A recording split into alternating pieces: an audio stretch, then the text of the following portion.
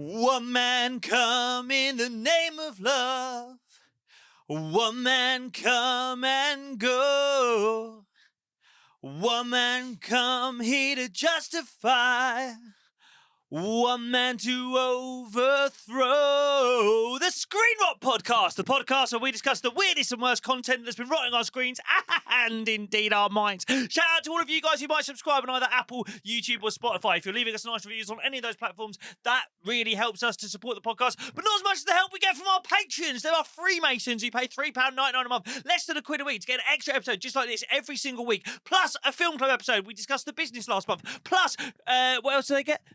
a live stream show, the Rock Bar, once a month. The Rock Bar, you can call and chat to us.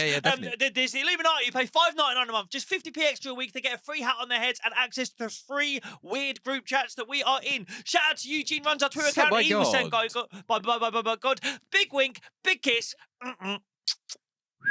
To those ladies and gays who listen, I can confirm they're the most gorgeous ladies and gays in the United Kingdom, and I'm here, as always, with Mr. Jake Farrell. He's back from holiday. He's tanned. He's relaxed. He's ready to go, baby. You seem excited, I think. You seem excitable. We haven't recorded in a couple of weeks. That's true. Absence makes the heart grow fonder. Honestly, I really missed it. Honestly, I was fucking buzzing to get back and do this again. We're in the new studio. We've had some compliments on the audio. People who are watching. Shout out Tommy from Podmasters. Yeah. Visual listeners will see we've got a new flag behind us with some lovely stuff. We've got the merch, 2 hats, the Men of Class hats that you can get on our Shopify. The Rotter hat you get by being a patron. How to Turn Kids Gay, the book that I wrote for my stand-up special that's on YouTube. I will also say, here's a little quickie. Please. So we're recording this with Podmasters, who are a brilliant podcast production company. They help us out on a few bits. They make lots of other great podcasts. A couple of years ago, I used to come into this office probably once a week or so to guest on another podcast they used to make. So I've been turning up here on Friday morning. I was turning up here on Friday mornings very regularly, once a week, I'd say, in 2024. Often slightly hungover, as is my right on a Friday morning. Democratic right as on a father. On a Friday morning. Yeah. Often big coffee, often straight to the toilet on arrival at the podcast studio. Now, targeted strike. I've just had a very interesting thing where usually, because I won't be the first one in, I would go into the toilets. You sort of walk out of a little door onto a stairwell, turn left into this tiny little kind of toilet. Usually, when I go in there, the door of the toilet, singular, would be open, and I would go into the tiny little toilet, one toilet, no urinals, singular toilet, sink, and you know, whatever it is, the porcelain throne. Sit there, do my 10 minutes of business, and I'd be like, it's only a small office. I mean, to be fair, there's about 20 people working in this office. They're always here. Yeah. And I was like, a small office, I guess they've only got one toilet cubicle. Fair enough, keep costs down, whatever. Because we were slightly earlier today, I walked in there, and to my horror, realised, no, there is a completely separate room that says men's on it. Oh, wow, you've been using the ladies. I've been using the ladies' toilet. Every time I come to this office, I was doing that nearly every week for a year. And not just that, I was so confident that I was doing the correct thing using that ladies' toilet that regularly I would go in there and commit my atrocities and horrors in that toilet, come out, and there'd be a woman who works in this office waiting to use that toilet. Oh my God! And rather than kind of going, I'm so sorry I used the women's, I'd do that kind of, like when hikers... Yeah, hey...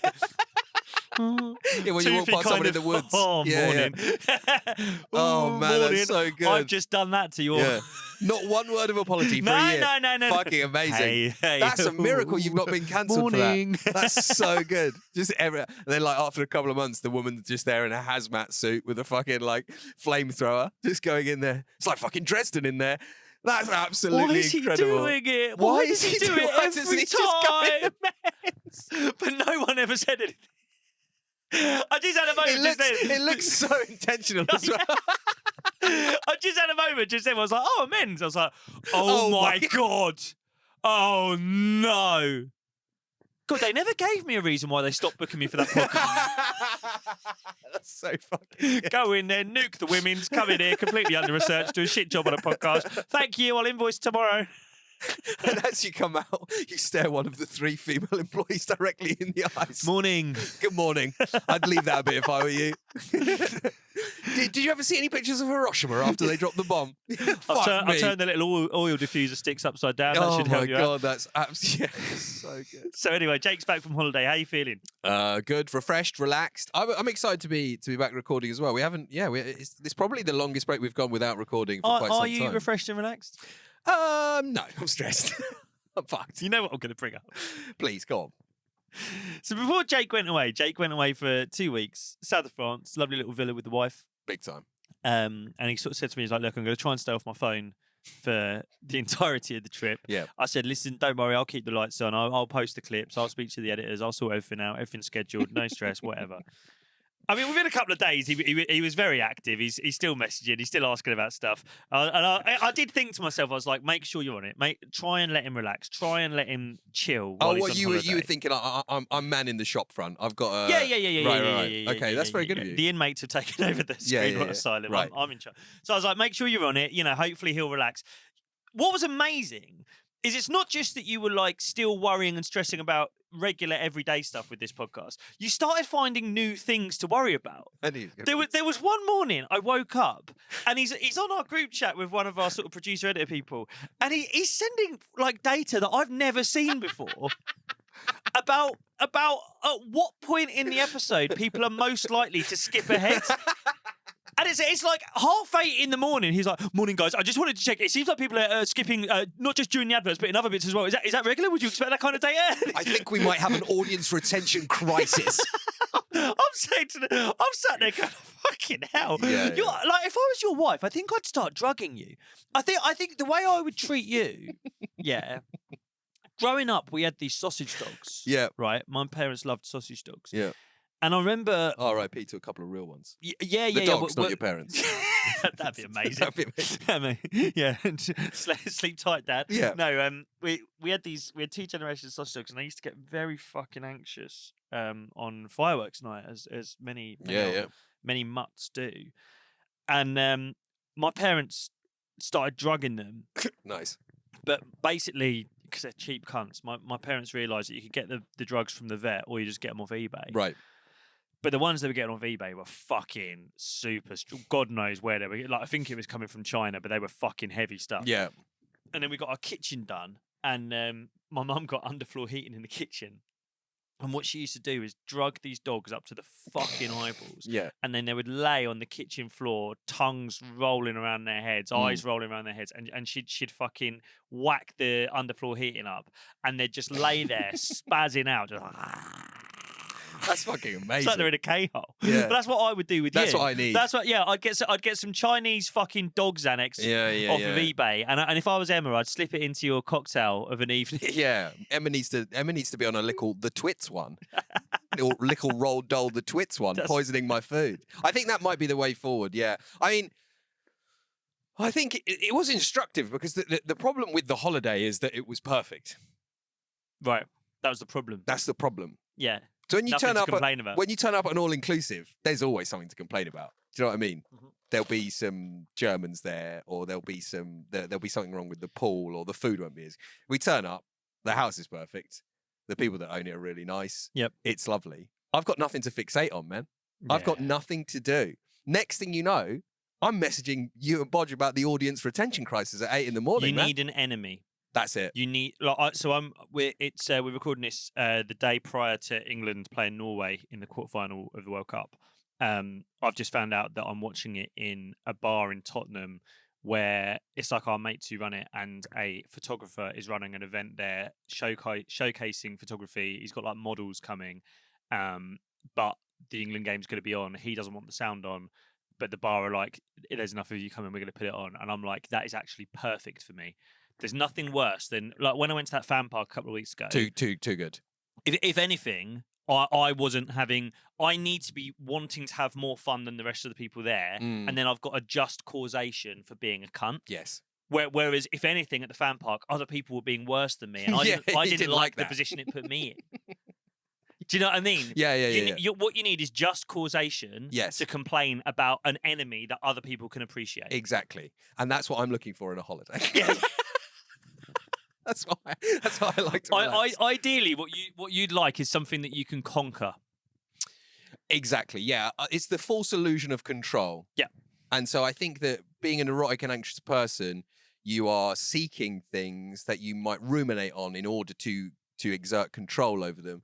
And when there's nothing that you need to control because you're in an idyllic French countryside barn, there's nothing to worry about. What you would really want is something that Emma can agree with you is incorrect. Yes. And then a proper kind of like means of redress. Yeah, exactly. A letter writing process. Exactly. And then essentially a kind of higher power that you can appeal to. Yes, and I can win, ideally. And you can win. Yeah, and then ideally my nan would come down from heaven and say I'm a good boy. That's right. Well, the perfect thing for you, and I've suggested this a few times, but you won't have it, is if I did come with you on holiday, and then if you could write to I could write to Alana. Alana, or Bodge who runs this studio, or maybe just God, and one of them would smite me. Would you do that for me? Yeah. If I bring you, would you fly to the south of France with me? Yep. You spend a day being a wanker. I'll decimate the toilet. Yeah. You nuke the ladies.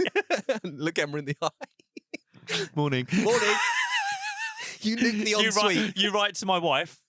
I write a letter to your wife, and we go through the same rigmarole that you would with a kid writing to Santa. Yep. Do you know what I mean? We put it in like a fake post box. This is going to Alana. Yeah, two working days for a response from my wife. 2 working days. Alana calls me up. She says, "Oh, I'm so sorry about this. Yep. We've got it sorted. A taxi's coming. It's going to take him away. I've won. We put you in a taxi like the guy that is trying to have a succulent Chinese meal. No. The French police come and remove me. Yeah. And then the final week of your holiday is bliss because I'm gone and the toilet's fixed. And then, ideally, I would get put in a police car and driven away That's as well. correct. At the end of it. That is actually, that's one of the kindest things you could do for me, I think. And similarly to tomorrow evening, like I'll commit a hate crime against a gay man trying to run a photography event with some models. Yeah. And after doing that, I will really enjoy Erling Haaland taking us out of the world. Yeah. You're the sin eater. You're like a religious archetype. You get your hands dirty so that society doesn't have to. Oh God! I've had a mare watching England. I was going to say you've kind of done like a full house of various places to watch it, like huge fan park, pub. There was a Willie's Pies pop up that you went to. That was mad. That's crazy. And now tomorrow in a bar that's going to be showcasing Norwegian models. Yeah. I'm going full spectrum. We did the Mexico game, which I really think is a kind of where were you moment. Probably the best game of football I've ever seen. Do you reckon? It's up there. Where did you watch? I watched it at home alone in my living room. Did you sleep prior? I tried to sleep prior, but I was too anxious about getting to sleep because I was doing cliches. I was doing football cliches at like 8 in the morning the next day. And obviously you then have to watch the football basically live because we were going to talk about that a lot. So I was like, fucking hell. And then I was going to work afterwards. And I was like, I can't really drink, blah, blah, blah. Anyway, so I ended up watching it at home alone. And I think the strength of the game was as such that even in that situation, just on my own in my living room, I was like, this is fucking amazing. Yeah. If we'd have had to watch like 90 minutes of like Southgate sludge, we'd have all been fucked. We'd have all been Everyone's fucked. been asleep on the tables in pubs. Oh my God. Yeah. Jesse Lingard doing fucking gang signs while we cruised to a 1-0. No, it would have been shite. No, this was just what was. I mean, I went big. I was. I didn't love the pub we ended up in, but it was my mate who picked it, and he did the organisation, so you have to say fairs. But started at 9. Fucking hell, that's at least 2 hours too early. Yeah. I was. Oh man, I had a bit of a mental healthy. So started at 9. Right. And we get into this the pub where you're going to watch it. Or no. We crawled our way there, and then obviously you get the fucking. And I'm messaging. Shout out to Miguel Delaney, listener of this pod, and head sports writer, The Independent. More importantly, I'm messaging him, being like, "What's the weather like? Has it stopped raining yet? What's the wind saying?" And just check the forecast. Does it look overcast? I did think about messaging Jack Pitbrook, and I was like, he's got other stuff on. I didn't give a shit what Miguel's got on. I never give a shit what Miguel's got on. It could be 7 in the morning. I want to know if Christian Solis is going to sign a 75k a week contract. Yeah. No, so I'm non-stop with him, and then we get the shout. Right, it's an extra hour. The game's delayed. And did that bring the mood down at that point? It definitely brought the mood down in my house. Not for us. No, not for us. Great. So we had other things to help us get through the night, which people keep complaining that we talk about. So I'm not going to say anything else about it. But there was all this Bellingham chat prior. One of my mates is a real kind of Bellingham cuck. He just fucking loves him. Right? Kane just loves Bellingham. I don't know why. Like, he's always loved Bellingham. And why would you not love Bellingham? Bellingham is He's like a superhero. It's crazy. It's kind of insane, isn't it? It's like there's been good footballers before. Yeah, it's just a different kind of footballer. A different kind of man. Different kind of bloke. What is he? He's kind of like a horse. Yeah, he's like or like a Marvel character. He's kind of like he's like a horseman. It's like a superhero. It's like a superhero horseman. There's something really kind of like... There's a lot of safety there, isn't it? Yeah, well, there's just... It's I don't know, there's just a real kind of like... There's something ethereal. There's something godlike. He's kind of too perfect. And I was getting quite annoyed. Why? Well, because I basically... He's not as good as me. Well... That's kind of what it went. It's not better than me.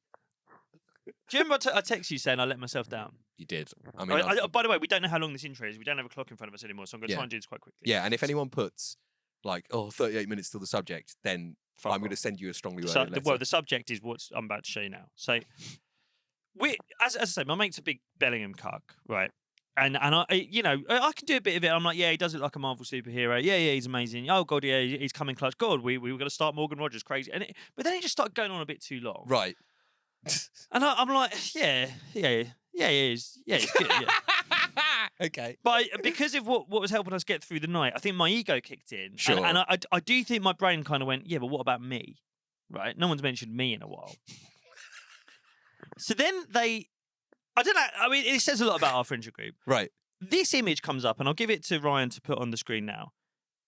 This is an image from England training of Bellingham in some very tight boxers. Yes. You know, he's training. His fucking veins on his legs are insane. Weren't they like special altitude boxers or something? I don't know. Whatever. Yeah. Basically, they're going, look how big his cock is.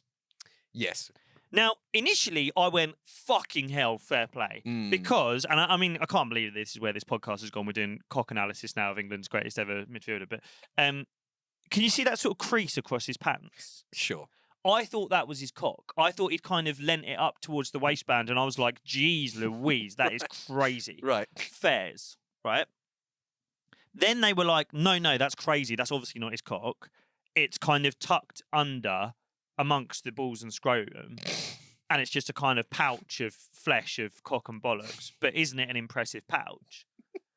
And I don't know. I think it's a lot to unpack there. But they've been talking about his goals.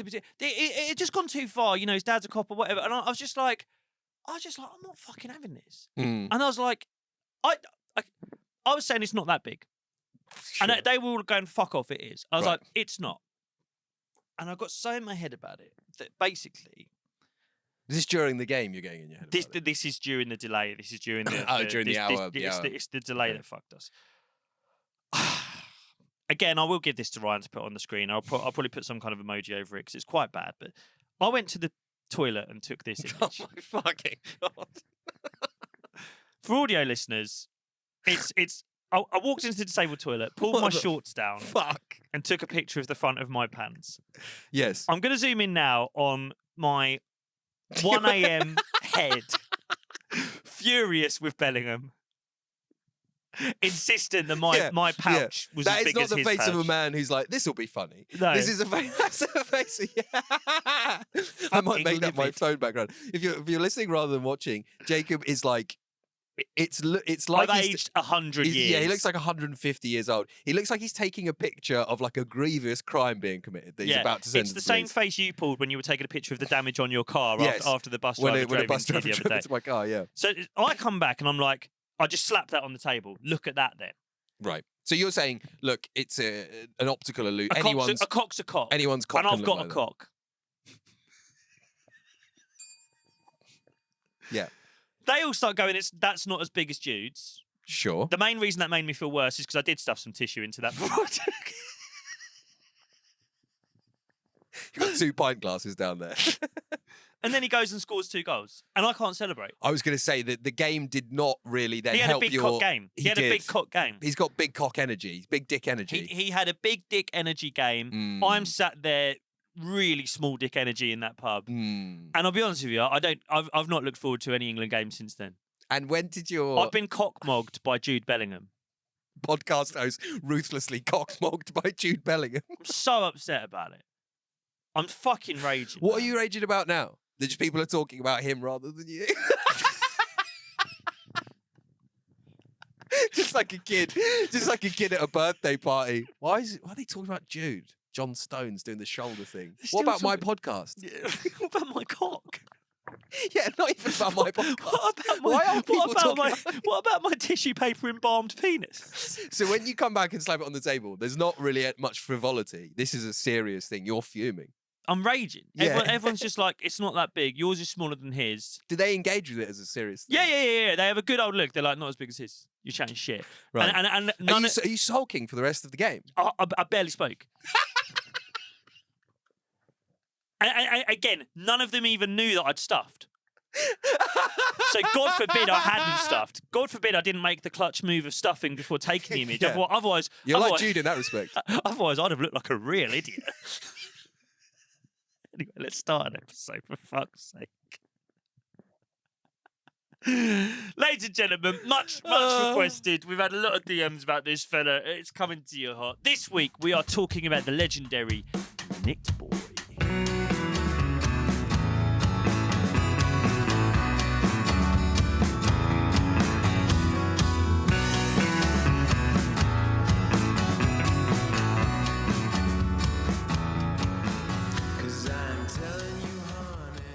Jake, you're going on holiday soon. Answer me 2 questions. Will you be using sunscreen, and have you used travel insurance for your holiday? Factor 50 and fully comprehensive, Okay. yes. I think both of those things are gay, but here's where I'm happy to use protection when I'm online, baby. I've been using Surfshark VPN. We've been talking to you about this for a little while now. Surfshark VPN does 2 things which I really like. First of all, they've got a feature on there called Clean Web. Clean Web. Yep. It stops like malicious websites like doing stuff. It stops you getting tracked. It stops like annoying pop-ups Yeah, coming. annoying. Also, the whole point of a VPN, it's basically like a little secure tunnel that means no one can see what you're doing. If you want to look at some censored content, no one knows you're doing it. No one knows where you're logging on from. It makes me feel safe when I'm online. And the other thing is, I'm away for a bit of the World Cup, and I need to be seeing the tactical analysis at half time. And I can't do that because I don't speak French. And also, the French people will just be talking about having affairs and their favourite type of cheese. I need to hear about Declan Rice's positioning. You need Mika Richards, you need Alan Shearer. Come on, Gary.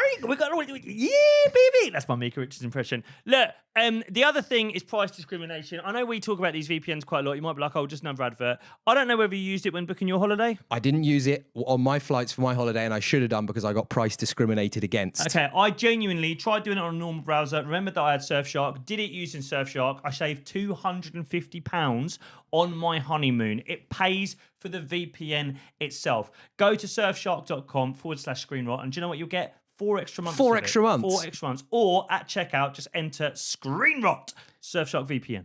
Surfshark VPN. Protect your online privacy. Oi, get on this. Oh, scared. I think you might be sick in this. There's a very good chance that we're in this lovely new studio. It's all air-conned and clean and beautiful. Yep. There's a good chance that you've nuked the toilets for the last year, and then we're just going to wander out of this studio and go, sorry, it's not us sitting now. We've been watching gross videos. Nitboy. This is maybe the most requested we've had, I think. Do you reckon? Yeah, mate, we've had so many messages asking us to do Nitboy. And All of our highfalutin ideals about analysis and social commentary and the internet, people just want us to talk about freaks. Yeah, well, okay, freak. Yeah, I mean that's the word. Nitboy. I mean, I'll give you. I'll sort of describe him and then give you my kind of take. Nitboy is a skinny little man from somewhere in the southeast of England. I can't quite put my finger on if it's Essex or Kent or somewhere like that. And he's doing Jackass. What was the Welsh one's called? Dirty Sanchez. Dirty Sanchez. Kind of stunts, Gross pranks, out. challenges, pain stuff. It's kind of apprentice abuse gone too far. You know, you see that on building sites quite a lot now. Like we've got the apprentice to like jump in the cement mixer or something, and then we kick him in the nuts or something like that. Or we've set fire to our apprentice. There's a group of lads from Stevenage that it's my mate's little brother who works for his plumbing company. They did one once where they did a challenge with the apprentice, where the apprentice just got to punch them all in the face. Love that. It's got this video.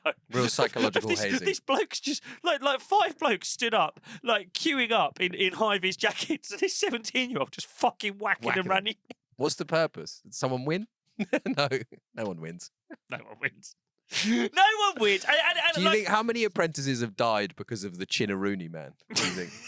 What, trying to do a Trying to do a Chinaroonie. If you don't know about the Chinaroonie man, there's a guy that can balance like incredibly heavy stuff on his chin. A shed. A shed on his chin. He did one where he had a dartboard on there and people were like hitting 180s while he was balancing While he had the it on his dartboard. chin. But it's like these kind of like unintended consequences of things, or these like knock-on effects of things. Like whenever there's a heat wave, sadly the number of drownings go up because people jump in rivers and jump in lakes. Nitboy's been doing that. Right. Nitboy set fire to himself and jumped in the lake. We'll watch that later. I mean, Nitboy. I think so. So yeah, it's kind of gross out, challenge. You know, painful, bad stuff. Yeah, and it's like people jump in rivers. Now people are doing the Chinaroonie with sheds. Yeah, and maybe Nitboys also are like bringing pranks back into the mainstream or bringing it all into the culture. It's very interesting that this stuff is kind of back. There was a new Jackass film.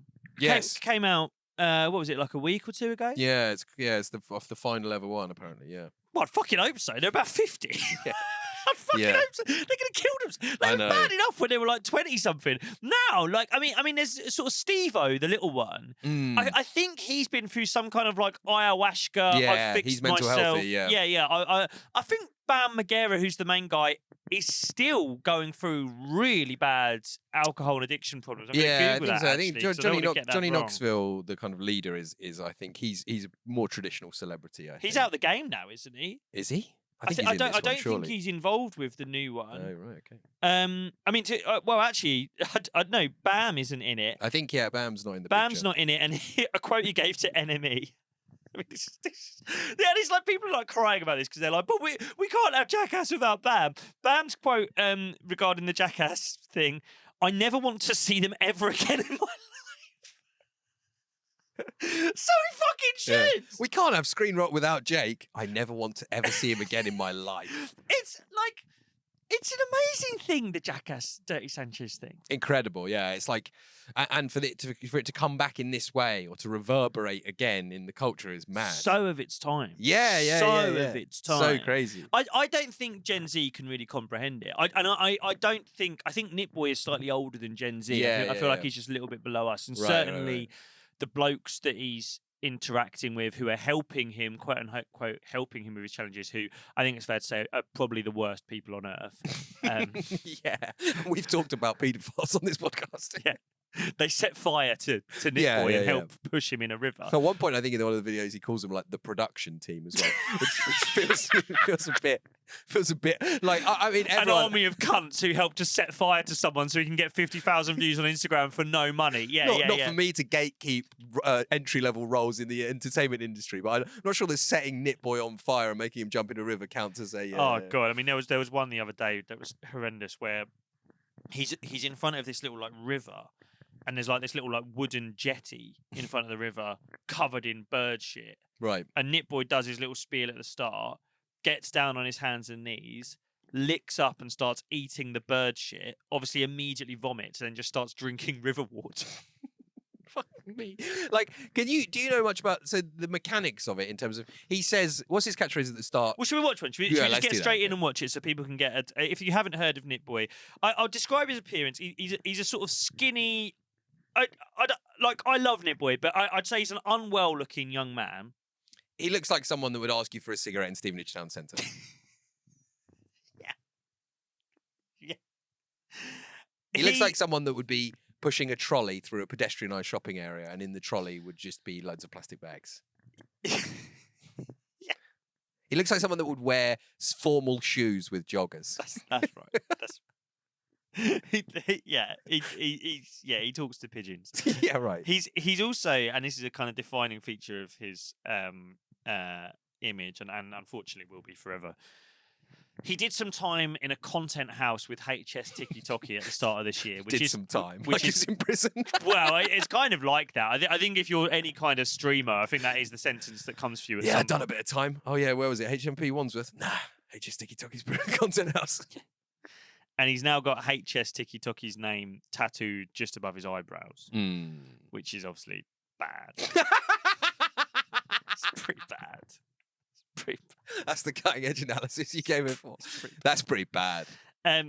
But yeah. At least his own stunts are under his own volition. You know what I mean? Well, but then this is the problem. Yeah, it kind of feels slightly more consensual when he's doing it just for a few thousand cunts on the internet. But when you've got this kind of like overlord, HS Tiki-Toki go, would you get my name tattooed above your eyebrows if you lose at rock, paper, scissors or whatever the fuck they did? Then, right. Feels even worse. But yeah, so he's talking to the camera now, and this is him announcing one of his stunts. Wait, 1.0, courtesy of Nits on Bitch. This is the fish slap challenge. He's been stuck with a fish. Now he's picked up the fish. He's bitten the fish's head off. There's a whole fish. Would you believe it? He's immediately vomited everywhere. Oh, gee. He's vomiting. Oh, my God.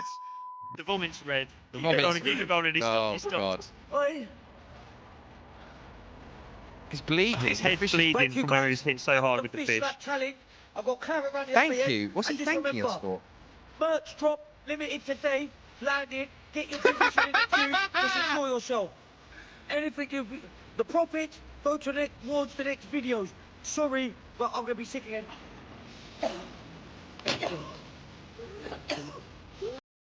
That'll do us, I think, won't it? That's plenty. So Jackass music's in that one. So there's this explicit connection he's making between. He uses the Jackass music for most of that, and yeah, that is. I've just been slapped in the head with a large fish. I've bitten the fish's head off. I'm bleeding. I'm bleeding, and now, guys, remember the merch drop is coming tomorrow. Sign up immediately to make sure you secure your place in the queue for the merch. Limited stock. Nitboy 1.0. Do it for a gram and not the gram. We're getting paid, baby. Yes. That's the catchphrase.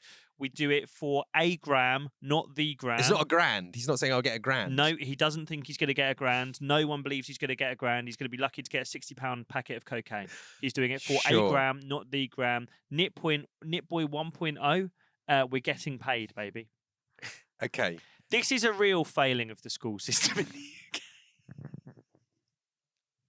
This is kind of Blair's dream of everyone gets to go to university.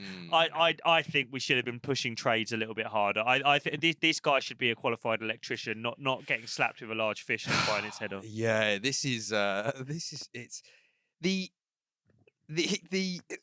scary part about it is that merch to me insinuates that you want to be associated with that thing on some level, right? Yep. Like, proud to be a Nitboy fan. Yeah, it's like Nike's cool. I've got a Nike tick on my chest. Yep. I've got a Rotter cap on. I don't mind being I struggle to believe that they would want to be associated with this. People would want to be associated with this. Sure. I want this to be. I'd want a super injunction taken out to stop people knowing that I listen to the Screen Rot podcast. Yeah. The idea that you could watch a man get whacked around the head so hard with a trout that he starts bleeding and being like, "That's a guy I want to be associated You've with." also seen the one where he gets hit by the trout, and then he vomits. He vomits red. What did Nitboy fans do? How they relate? What do they say to each other? I've had these really heartening things where people have started saying "Oh, I was at a festival," and someone will say like "Up the Rotters" because I've got my hat on or whatever. It's fucking amazing. Yeah. What did Nitboy fans say to each other? Do it for the gram and not the gram. We're getting paid, baby. Should we watch another one? Let's roll. I've been fairly selective, knowing that you're quite squeamish. I've been fairly selective. I mean, there was one the other day. There's no dressing it up. He drank bleach. He picked up a bottle of bleach, took a big old fucking swig of bleach. Yeah. The vomits he was doing after that are the worst thing I've ever seen. Yeah, that'll be the bleach. He was talking about how his insides are on fire. Yeah, that'll be the bleach. And they, he only really does 60 seconds or so. He couldn't manage that because he's like, I'm really sorry, guys. We've got to go to hospital straight away. We do it for a gram, not a gram. We're getting paid, baby. Straight into the car, straight to the hospital. 2 days later, he uploads something else. I don't know what he was doing, getting punched in the head by by someone or running into a tree face first. And he sort of said in that, he was like, I'm at a hospital now. They recommended that I stay in for 3 days for observations. I didn't want to do that. I want to get out and do another sketch. We're doing it for a gram, not a gram. Getting paid, baby. Jesus Christ. Yeah. This is so.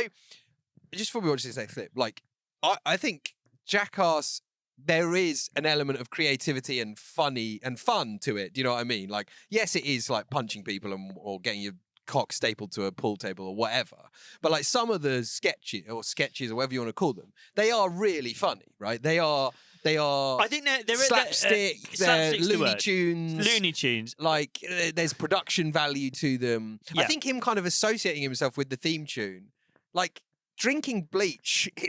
That's what like This war is criminals it. do at the Hague. Yeah. Yeah, I know what you mean. I like. There's no frivolity to that. To go through the kind of like, as you say, the kind of cartoon element of it. If like Tom and Jerry, it's kind of funny where, you know, Tom Cat thinks he's fucking done Jerry over, walks around a corner, you know, whistling and you know, wiping his hand.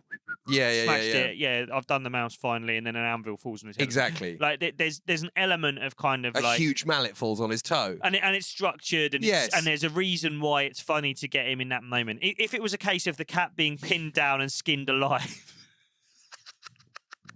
Do you know what I mean? It's not quite got the same charm to it. Yeah. If Thomas, stop drinking that bleach. Do it for a gram, not the gram, baby. Yeah, there's no fun to it. There's good ones where I mean, look, this is one where he's got one of the enablers involved, one of his pals. One of the production team. This is slightly more. I'm more on board with this one. The fish one. I think the thing with the fish one is Nitboy quite quickly realises that's not a great video. I've just been hit really hard with a fish, but The I mean, juice wasn't worth can't the just end squeeze. it there. So you know, the showman in him kicks in. Yeah, stage skills. Yeah, and he bites its head off and starts vomiting everywhere. Right, just adds a bit on. That's what I would do when I die on my ass in stand up. Yeah. Right, exactly. Yeah, sometimes you have to do a bit of crowd work. I've had it myself. I mean, I remember. I don't know if I spoke about this before, but the first properly paid gig I ever got was a festival, stand and calling festival. Yeah. Booked me for 25 minutes. I had 20 at the time. And it's really hard. Festivals are really hard. Festivals are incredibly hard, and this one especially. There are some festivals you do that are like well set up for comedy. Latitude is pretty well set up for comedy. Isn't Yeah, it? yeah. I've done Latitude. People go there to watch comedy. Yeah. This not to shit on Stand and Calling. It's a great festival, but you're in a tent. There's a lot of dogs and a lot of children around.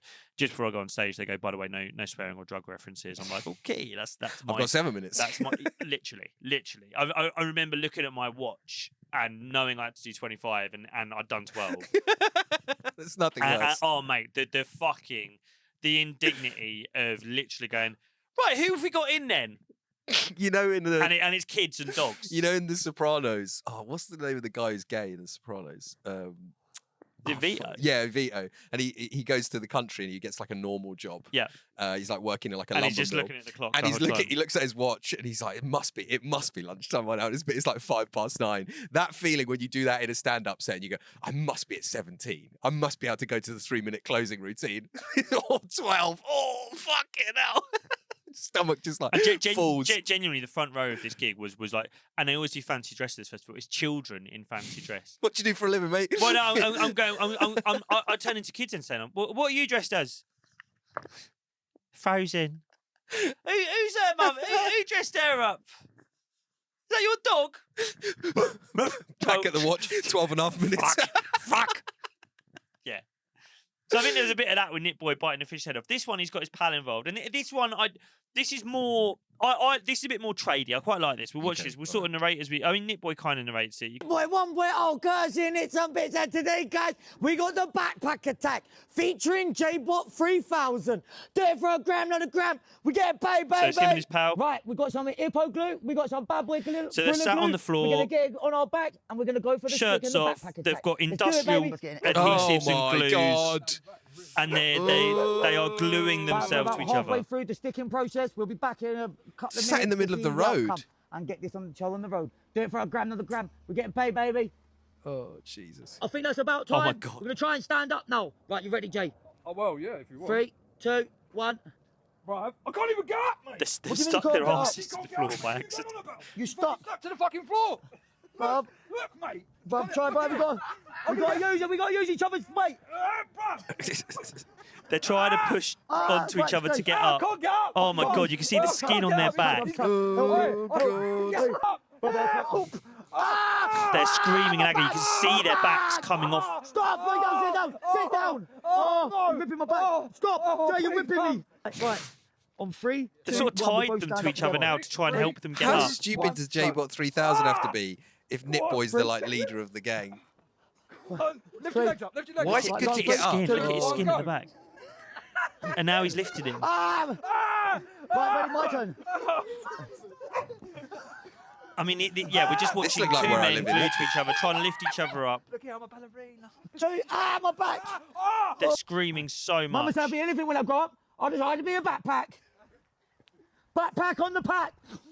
My back. I'm ripping. That's absolute. Just watch them remove themselves. Watch them remove Oh, okay. themselves. So if you Right, don't mind, right. it is. 3, 2, 3. I mean, it's my the back. stupidest thing you've ever seen. If we just skip back a little Ow. bit, we could watch them. Ow. We could watch Oh, how look, Nitboy back, finally back, removes himself from J-Bot Backpack on the 3000. My back. I'm ripping. I'm ripping.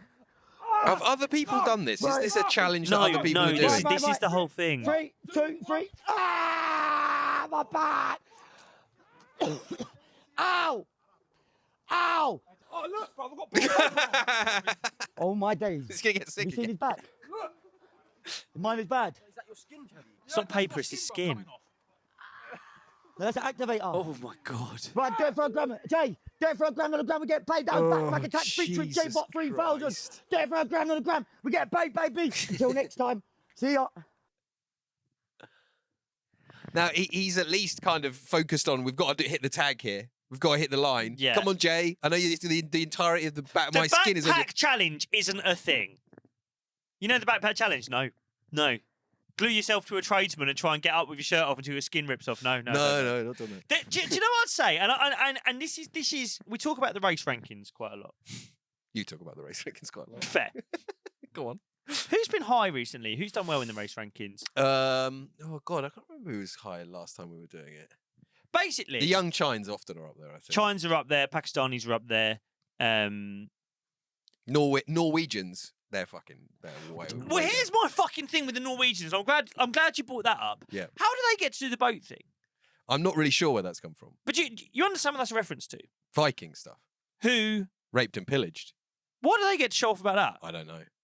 What? Like that is mental. Yeah. What? Sorry, you fucking travelled around Europe raping and pillaging as Norwegian Vikings. Just imagine that. Like, what's the England squad equivalent? Harry Kane stands there pretending to be an admiral of one of the ships that sailed around creating the British Empire, colonising.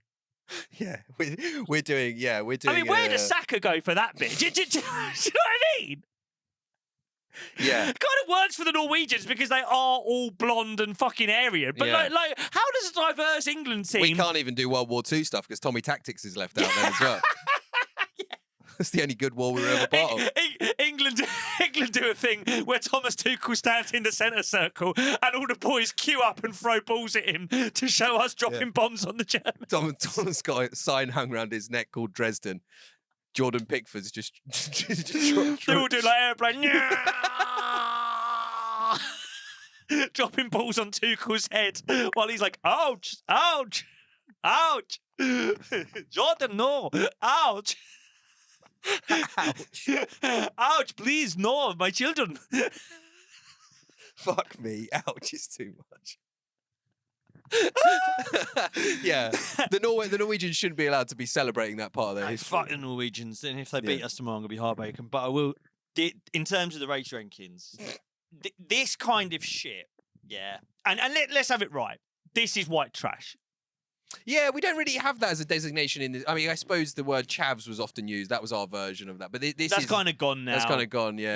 No, but like, these are Caucasians. These are us. This is us. We have to accept this, right? We might like to think of ourselves as Harry Kane, the proud admiral leading the ships around the empire, Yeah. offering infrastructure and all the good things that the empire did. Yeah, only good stuff from memory. Yeah. This is us. don't We think- have to accept that this is us, yeah? Whites have to own Nitboy. I don't think there could be a black Nitboy. This is what I'm saying. Yeah. Black people, You've got too much self-respect. black people and Asian people would be looking at this. Oh my going, God, the Asian person, are you joking? Whites are fucked. Whites are fucked. Whites are fucked.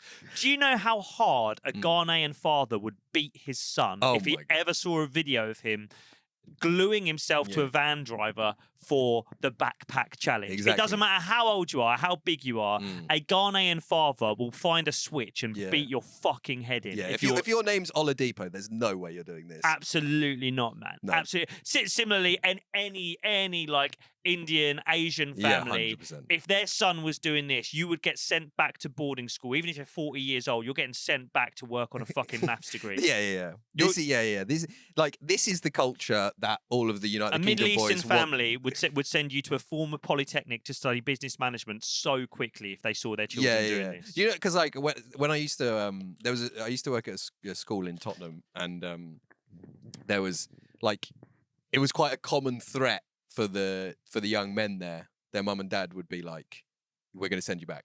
You're going home." What? To where? They did to like wherever their country road is. So. Like a common thing. Like if you That's fucking brilliant. if you're bad at school, you're going home. We need more of that. By the way, they weren't saying it for like if you like do GBH or you knock over a bank. It was like if you don't do your homework that much, you're going home. Back to Nigeria. Yeah, you're going back to Nigeria. You have to go live with your auntie. And like it's like that's the level of discipline in these families. Nitboy is ripping the skin off his own back. Where'd you send him? I don't know. Fuck. I mean, the sewers. Where's he? Yeah. Back underground. Yeah. No, this is a true thing. We have to own this as whites. I think that there might be people shouting at their phones or their headphones or whatever. I think we might have to own this as southeastern whites as well. I don't know. I mean, I know there's the lad from Cumbria or whatever. The little. I don't think Northerners are above this. This is a particular. No, fuck no, they're not because of what is his name? Kane Brown. Kane Brown. Not Kane Brown. Kane West. Kane West. Yeah, Kane Brown. Kane West. Kane West from True. Durham. No, yeah. Northerners aren't above this. In fact, actually, that Kane West guy, we spoke about him on Patreon a couple of times. There's a guy called Kane West who does very similar stuff to this. He's from Durham, but a very specific part of Durham. I don't know the name of the town. Apologies. One of our patrons has told me about this before. Who does exactly the same thing to the point where Nitboy and this Kane West guy are both like constantly begging misfits to like make a fight between them. Do you know what I mean? They're like, we'll fight on misfits. Do it for grand, not the grand. We're getting paid, baby. Styles make fights. Yeah. You want to see these two dance? Fucking make fights. We're gonna have to beat that. Yeah, this is they are the representatives of the south and the southeast and the north for this. Of the guys that white trash. Guys that would wear joggers with no t-shirt. Yeah. And would like be charging around a pedestrianised town centre, i.e. Harlow or Stevenage. Yeah. With like some loose tobacco in their hand. Yeah. They are the patron saint of these guys. Did you have many of these at your school? We had a couple, yeah. We had loads at my school. I think. So I actually grew up just outside of Stevenage. Jake was more in Stevenage, like the town. You went to like a fairly decent Catholic school in Stevenage. Yeah, I was very lucky to be a Catholic. Yeah. Whereas where I was, it was just all the fucking scum thrown in together. We had loads of guys like Nitboy at my school. We had one guy, and I think of him regularly, and he was actually a really decent guy. Hoodie, shout out Hoodie. Right, Hood was his surname. We've talked about him before, right? He's got stumps for teeth. Yeah, that's the key thing with Hoodie. Hoodie was like genetically built to be this. There was he just couldn't have been anything else. And I have to say, I always like someone who, whether it's because of genetics or whatever, at a very early age, immediately abandons any kind of like ego or kind of like I'm going to dress and be flashy, and that just goes, no, fuck it, I look mad, I'm going to be mad. Hoodie had a thing where his mouth didn't produce saliva, so his teeth were fucked from a very early age. He was given these tablets by the doctor, which were basically like artificial saliva that he'd have to whack in his mouth like while he was eating to help the food go down. On top of that, he went bald at about 13. That's like 100%, like fully, like he had about 9 hairs he was born with, and he had 6 left by the time he was 13. Yeah, like no hair. Eyes were fucked. He had like permanent kind of conjunctivitis, thick rimmed glasses. He couldn't fucking see. Like what had this cunt done in a previous life? He must have been a paedophile. My Jesus Christ! This is Hitler. This is Hitler reborn. This is Hitler reincarnated in Northern Hertfordshire. Yeah. This guy had built some fucking. This Oh, guy, you were Hitler. You were Hitler. This guy yeah, had built obviously. some trains. This Yeah, guy yeah. had done some This fucking guy's stuff. done some damage. But what I loved about Hoodie is he immediately he was just like, I guess that's me then. And he just fucking owned it. And he did what he could with what he had. I mean, one thing that he did, which I still think about now, he permanently stood on tiptoes. And he wasn't small, but he did it because he wanted to get fucking massive calves. And he did have the best calves I'd ever seen because he was just on tiptoes all the time. And if there's any like people who are into fitness and stuff who are like, I just can't build muscle on my calves. Honestly, just stand on tiptoes all the... You look fucking mental. But You get calves. that ship had sailed for Nitboy. Yeah, he didn't get well for Hoodie. He didn't give a shit. He didn't give a shit. He was like, look, my face ain't doing much. Let's work the calves. I might as well have Grealish calves. Yeah, and fucking hell, Grealish calves were the one. Right. I mean, low socks for this guy at PE. Like they looked incredible. But he looked like an old man. There was no two ways around it. Sure. He looked like an old man. And I mean, you know, if you wound him up, you get it back. He would if you really pissed him off, he'd put one of his tablets in his fake saliva and just gob it at you. That's that not was ideal. good. Yeah. He'd sometimes hide behind doors in the corridors at school. Right. And basically, because he looked like an old man, he'd jump out and you'd go, "Fuck, granddad!" And he'd basically go, "I'll show you fucking granddad," and he'd chase you around trying to knee you in the thigh to give you a granddad. Yeah, granddad will granddad you. Right. The other thing that he did that I really respected, and girls actually responded surprisingly and maybe worryingly well to this. Sure. He sort of immediately realised that he couldn't do like soft boy, pretty boy, that kind of, that's how I'm going to talk to women. Right. And I think what he did was he sort of looked inside, he looked at his own background and went, okay, well, how do people like me talk to women? And so he spoke to women like a creepy uncle at the age of 13. Yeah. I remember on the school bus, he'd sit at the bottom so that he could be by the door when the girls came on. And the sort of lookers, the good-looking girls, as they got on the bus, he'd sort of say to them, he'd go, "Hello, Treagle." Nice. My man's And on they kind of respond. Like, I remember, I mean, I could name the girl, I won't, but I remember a certain girl who was like a sort of popular, sort of mean girls, good-looking girl at school, would often sit next to him on the bus, and he'd sit there sort of twiddling her hair, be like, "Hello, darling." So you're saying to me that there were young, attractive 13-year-olds to attractive 13 or like less attractive 13-year-old boys, and the girls in that situation, they were au fait and comfortable with being sexualized by adult males, like maybe their uncles, for example. That was something that they knew what to do with. Basically, there were white grooming gangs as well, and they were called Hoodie. The last I saw of Hoodie, He took the approach of being like, I'm kind of like a troll under a bridge. I'm going to talk to these girls like I'm a troll under a bridge. yeah, exactly, yeah. And they were like, you know what, we're au fait with that role. Little Billy Goat ones. Yeah, And, yeah.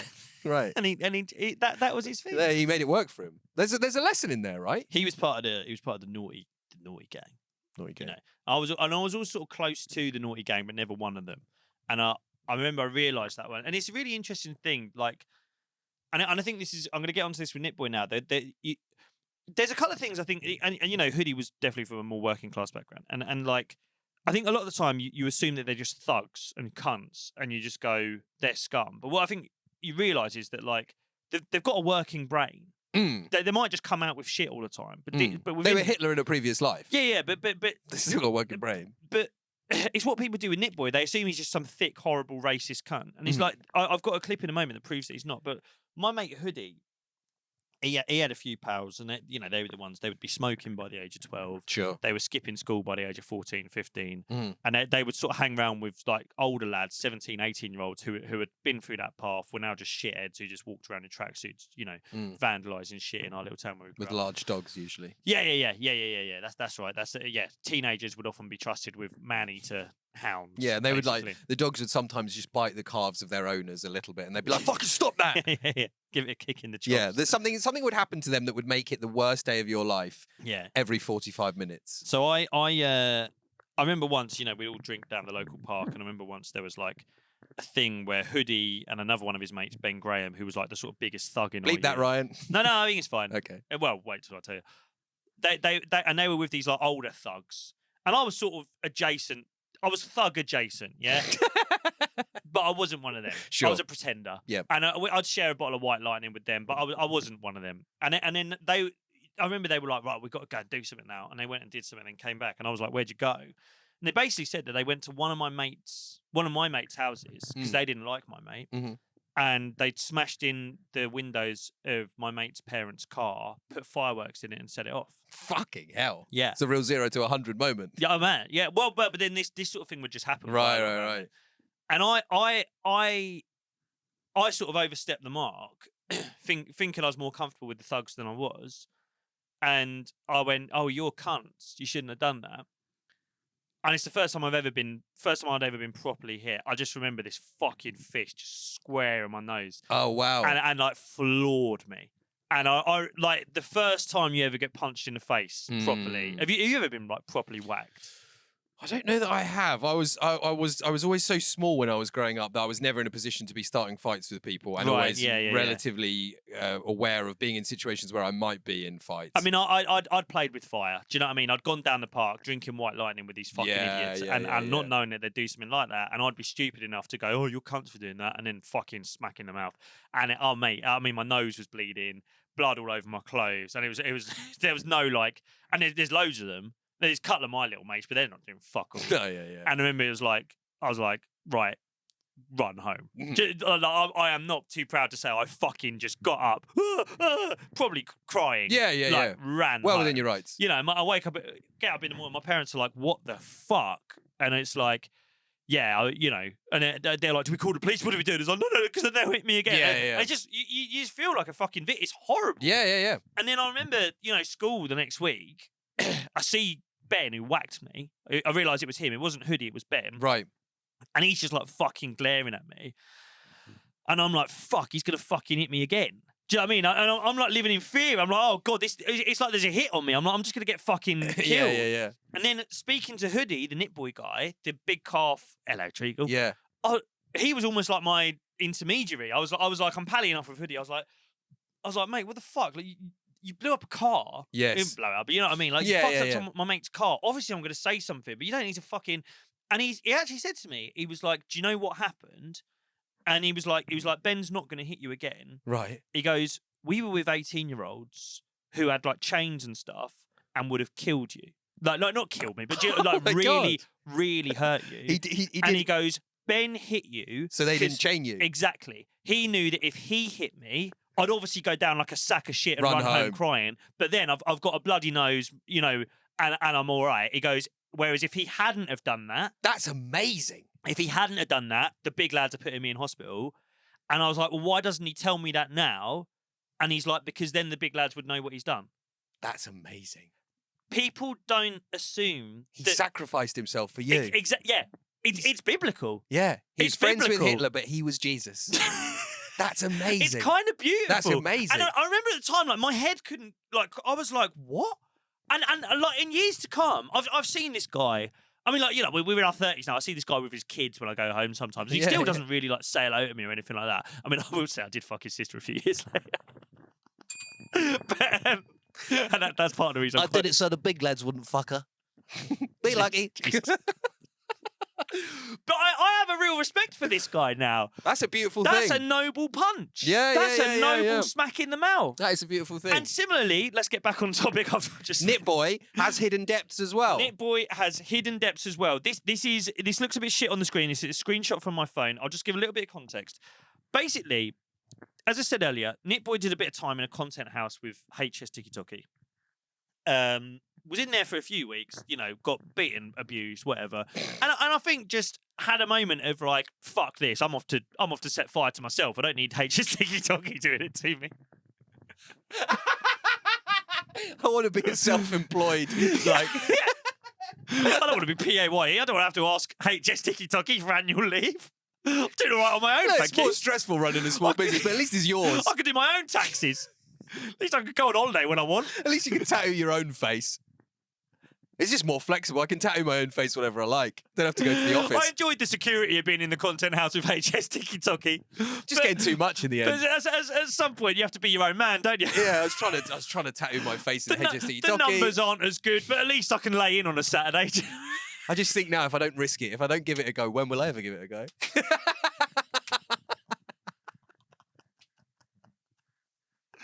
But basically, are you aware of what's going on with HS Tiki Toki's content group house there? Have you got any eyes? Oh, mate, it's so fucking horrible. He's basically assembled this group of like the worst men in the UK. And they're all streamers, kick streamers of their own accord, but they're very much kind of the disciples of HS Tiki Toki. Right. And I don't know where they're in, like Malia or Tenerife or somewhere like that at the moment. And they basically just charge around the strip all day, just being fucking arseholes. You know, going into bars and throwing food around, smashing places up. The bar owners will come out, chase them out. They'll film the whole thing and it will go viral. And I mean, there was a really, really bad bit the other day where there was one lad who was part of the group. They're out on a moped and some little girl, you know, like when you're in like Mali or something, you get like kids who are trying to sell you like shit and tat. This girl's 9 years old, and this guy's making like sexual jokes to her. And to be fair, the only dignified man in the HS Tiki Toki content house, which is a low bar. Basically, one of the cameramen was like, "You're a cunt. You're a fucking nonce. Fuck this," and was sort of saying to the other ones like, "Sorry, are you guys all right with this? He's just made sexually inappropriate jokes to a 9-year-old." And the cameraman just literally says to one of the fucking idiots, goes, "Hold that," gives him the camera, starts fucking levers him. Wow. But then the guy who made the jokes is massive and starts and chases the cameraman out of the house. But basically, there's a guy in the content house called Lynx. You might have seen him. Tall, lanky guy. His whole thing is that he's done so much chewing with his jaw that he's got a massive jaw. Oh, yeah. Yeah. He said something racist. He's also done some anti-Semitic stuff recently. I'm shocked to hear that. Right. I can't believe that the guy who's got a huge jaw and hangs out with HS Tiki Toki is an anti-Semite and maybe a racist. Oh, definitely a racist. Definitely. Okay. I don't think we need to worry about legal. Yeah. From Lynx. But because he's sort of shaved head, Lynx, skinny, a lot of people have confused him with Nitboy. So Nitboy started getting people going, "You racist cunt, you anti-Semitic cunt, blah, blah, blah." Oh. And so this is Nitboy's response to people confusing him for Lynx and thinking he's a racist. Old courtesy in it, some bit, little message for the fan. I am not linked. I am Nitboy 1.0. I am not racist. That is that big jawed prick. Yeah? I here at Nitboy 1.0 and his production team do not endorse, affiliate, or condone any discrimination or hate towards religion or race. Yeah? Do it for a gram, not the gram. We getting paid. Nitboy loves everyone. That's class. That's fucking absolutely class. world class. Go on, lad. World class. Yeah. Hidden depths. Nitboy loves everyone. And I think if we just skip back ever so slightly, just so we can see the text on that story that he put up, the message, just to clear it up, because people think the shit going around social media of Lynx is me. I love all my community the same. An equals opportunities arsehole. Not the hero we want, but the hero we need right now. Absolutely. But he didn't have to do that. Yeah. And I'm sure there would have been some positive consequences of people... Clout positive consequences of, numbers. Yeah, and actually he's... And also, like, again, maybe I'm being a fucking classist wanker here. Like, in the rest of the content, he can't really speak that well. And then suddenly he's like, everyone here at Nitboy Productions is in no way racist, and we affiliate with everyone in our community. We're very happy to do so. Thank you so much. Like, now pass me the bottle of bleach.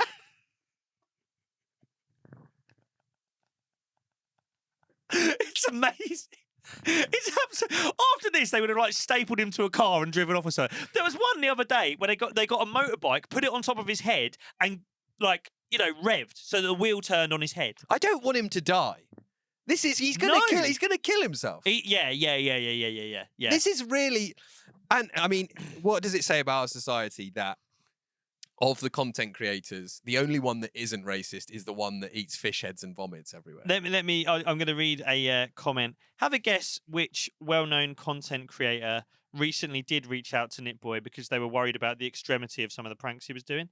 What, in order to say to him, like, please tone it down, save yourself. That kind of thing. I don't want you. Who was it? It wasn't Jim Skin, was it? Have a guess. Is it someone we talk about on this podcast quite a lot?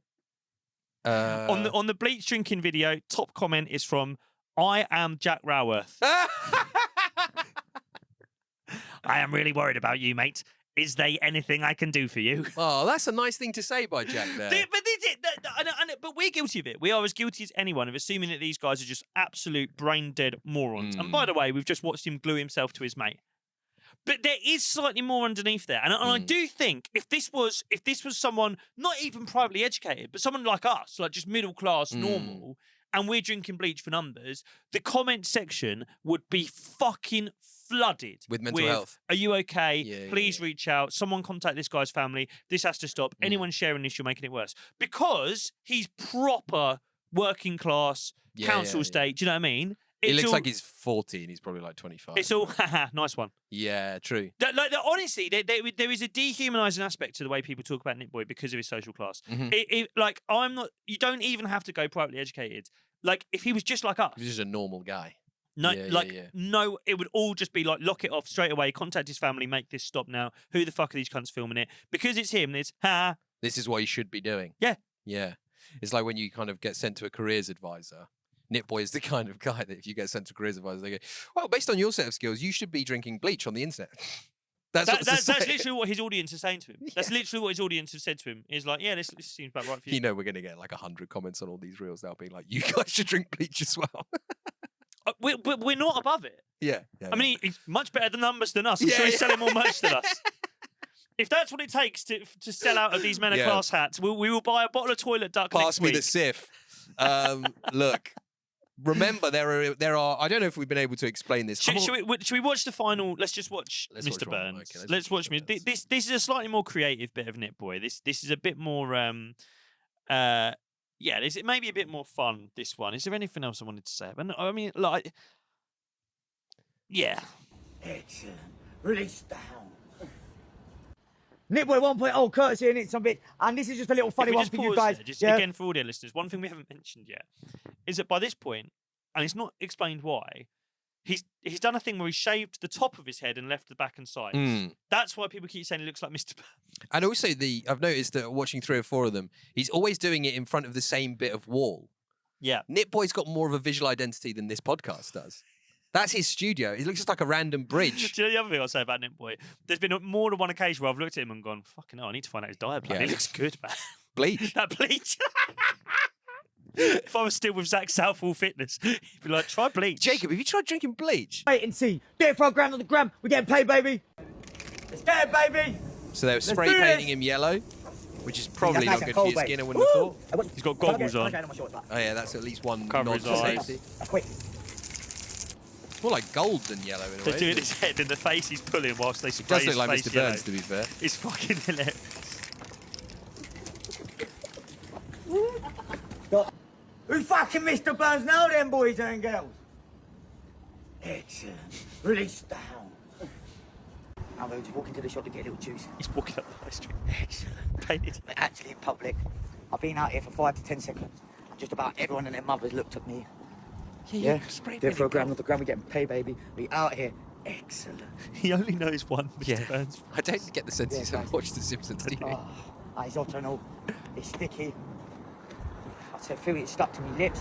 My arms are flapping like a bird. We're getting better looks, Jim. We're getting better looks from better. Just wait till he gets to the shop, because I really like the way that his local community interact with him. Excellent. Don't have it, son. Do we know where he's from? He's in the corner shop. I'm not as Mr. Burns today. All the Because they're people know aware him of as him. Nitboy. Would you believe he drinks the 25p energy drinks? Do it for a grand on the gram. We're getting paid, baby. What are you doing? Shopkeeper saying, what are you doing? And watch what she does. Yeah, hey. There you go, come round. She's got her phone out.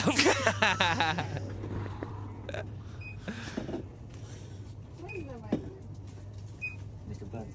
Excellent. Right, look, Mr. Burns is built. Do it for a grand on the gram. We get paid, baby. Love you guys. See you next time. Peace. There's something lovable about Nitboy. There's something really lovable about Nitboy. I like the way he walks around his community. He's clearly, everyone knows him as Nitboy. He's like, what are you up to now, Nitboy? It's clearly a local character. Yeah. I am. I mean, like you say, there is a level of worry attached to him. There is a level of like. I mean, we've probably exhibited some of it, kind of classism of like, oh God, this is what he should be doing, or it's fine that he's doing it. But if a normal person were doing it, it's not fine. But it's just like, I'm also just like, with you, like you said, this is a super requested episode. Like, when people are requesting people a lot, I'm always like, what do they want us to do here? Like, what do they want us to say? I have no idea what people want me to do with this guy. They want you to be sick. They're trying to make you that's sick. it. They're literally trying to make you vomit. People know that people knew you would retch when he. It's bit not the an fish's head analysis off. thing. It's not what analysis What is can we Jake say? gonna- I mean, we've Yeah. likened him to a couple of people we grew up with. We feel sorry for him. I do think there's a class thing of like, if this was anything above a really working class kind of council raised guy, everyone would be like, this has to stop. I mean, the question is, where does it end? Does he die? He might die. Yeah. Like, he really might die. It could. I mean, like, these are really serious stunts that could easily. They are going badly anyway. Yeah, and let it be clear, we want this to stop. Yeah. But my dream for this, the best thing that the final viral moment where how this could end is, you know, the final scene of the Office Christmas special. Yes. And I've heard. I mean, it's interesting actually. I think it's 25 years. It is since the start of the Office, and there's been a lot of. I think Ricky Gervais did something on YouTube. Yeah. Stephen Merchant did something. I didn't realise that Ricky Gervais hasn't mentioned Stephen Merchant once Apparently not. in the last like 20 years or so. And there's very clearly a thing where he's telling journalists, "Don't ask me about Stephen Merchant," Right. Because you can go through all of his interviews in the last 20 years, search the word Merchant. He literally Never hasn't said mentioned him anything. I mean, Mr. Free Speech. The one word that you cannot say in front of Ricky Gervais is Stephen. Say the R word, say whatever you want, but please do not ask me about the co-collaborator who made me a trans millionaire. people are sensitive, aren't they? Demanding to be used certain words for them. You know, I don't like the word Stephen or Merchant in any context. But I do. You know, you have to credit the Office, and I think the best thing. Still the best. Still the goat. I've read an interview with Ricky Gervais and Stephen Merchant in the past where they spoke about that final scene in the Office Christmas special, where Chris Finch says something to him about the woman he's just. I think it's just like, oh, you're not bringing your dog with you. You don't see her. She just left. Yes. And, you know. A lot of people's most favourite moment of the whole thing. And yeah, Brent turns around. Chris, why don't you fuck off? Yes. The more final thing to do with David Brent, rather than killing him or letting him leave, is for him to actually have a backbone. Yeah. Stand up for himself. Yeah, 100%. My dream is that's this final scene of Nitboy. Is the enablers, the men around him, are there with, I don't know, the gun that they're going to shoot him with or whatever for a laugh this week. We're going to harpoon Nitboy this week. Yeah. And he goes, actually, boys, why don't you fuck off? Dun, dun, dun, dun. That's our dream ending. That's our dream for Nitboy. And then he travels the world with Carl Pilkington. That's the Goodwill Hunting version of it. We go and knock on his door with a fish to make him eat. He's not there. He tells us to fuck off, the audience. I think that's the moral for a lot of these content creators. Sometimes you just got to tell the Chris Finch in your life, the audience, to fuck off and go about living your life. I hope we've explained Nitboy to you in some way, form or fashion. Be safe, be sensible out there. Don't drink bleach if you can help it. We'll see you next week. Up the Rotters. Up the Rotters.